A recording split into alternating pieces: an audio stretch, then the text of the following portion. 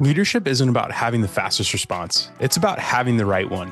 And today we're talking about why pausing before reacting can be the difference between regret and real growth.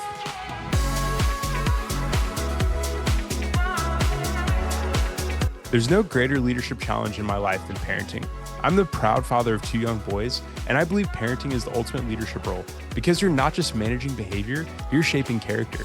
But it's also where I've seen my biggest growth edges. There have been countless times where my oldest son disobeyed me or did something hurtful, often at the worst possible times when I was stressed, tired, or already on edge. And in those moments, I reacted, I snapped, and I disciplined out of frustration, not wisdom. But here's what I've realized.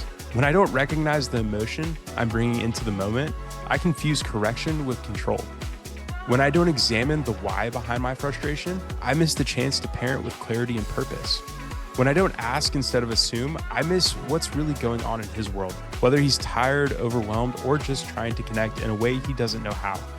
And when I don't decide with intention, I end up reacting in a way that teaches fear and not growth. I'm still learning, but now I try to pause, take a breath, walk away if I need to, and come back to the moment as a kind father I want to be. Not reactive, but reflective. Not perfect, but present. Because I've learned that in leadership, especially in parenting, the strongest response is often the one that comes when we've taken time to think. Reactivity feels good, but it rarely ends well. In the moment, reacting feels like control. It's fast, decisive, and instinctual, but it often lacks full context and can cost relationships, morale, or long-term trust. In 1 Samuel 13, King Saul faces mounting pressures. His troops are scattering, the Philistine army is approaching, and the prophet Samuel hasn't arrived yet. Instead of waiting like he was instructed, Saul takes matters into his own hands and offers a burnt sacrifice himself. Just as he finishes, Samuel shows up and rebukes him. That one reactive moment, born from fear and impatience, cost Saul his legacy. God tells him that his kingdom will not endure and another will take his place. A strong reaction might feel powerful, but a thoughtful response actually is. Reflection creates margin for better decisions. Reflection allows space for nuance, empathy, and better problem solving. It helps you move from defending your ego to discovering the real issue. Now, Abraham Lincoln was known for writing these hot letters. Angry responses he would draft in the heat of frustration, but never send.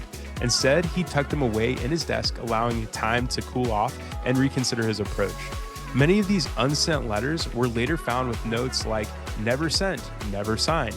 Lincoln understood that reacting in anger might feel satisfying, but reflecting first often leads to wiser, more unifying decisions, especially in high-stakes war and leadership. Slowing down doesn't mean you're weak, it means you're wise. Your response shapes culture more than you think. How you respond in critical moments sets the tone for your team. Teams mimic their leaders. If you're quick to criticize, they will be too. If you pause, reflect, and then respond with clarity, they'll learn to do the same. During a pivotal product failure at Pixar, a team working on Toy Story 2 accidentally deleted most of the film's files due to a command error. To make matters worse, the backup system had failed. Instead of blowing up or assigning blame, Pixar leadership focused on problem solving and rallied behind a team member who had a home backup that saved the film. Ed Catmull, then president, used the moment to reinforce a culture of trust, psychological safety, and learning from mistakes rather than fear. That decision strengthened team loyalty and helped Pixar maintain its creative edge. Your tone in tough moments becomes your team's culture in everyday ones. So here's a great framework to shift from reaction to reflection. I call it the R.E.A.D method. R stands for recognize the emotion. Pause and notice what you're feeling in the moment. Naming the emotion helps you separate yourself from it, so it doesn't drive the conversation. E stands for examine the why. Ask yourself, why am I feeling this? Is this really about the situation?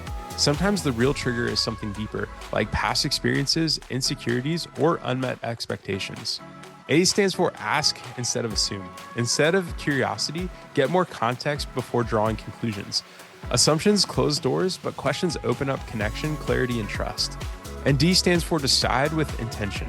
Respond after reflecting, not from pressure, but with purpose. Choose words and actions that align with your values and the kind of culture you want to build. So this week, when tension rises or pressure builds, practice pausing. Use the R.E.A.D method to slow down and lead with wisdom, not just instinct.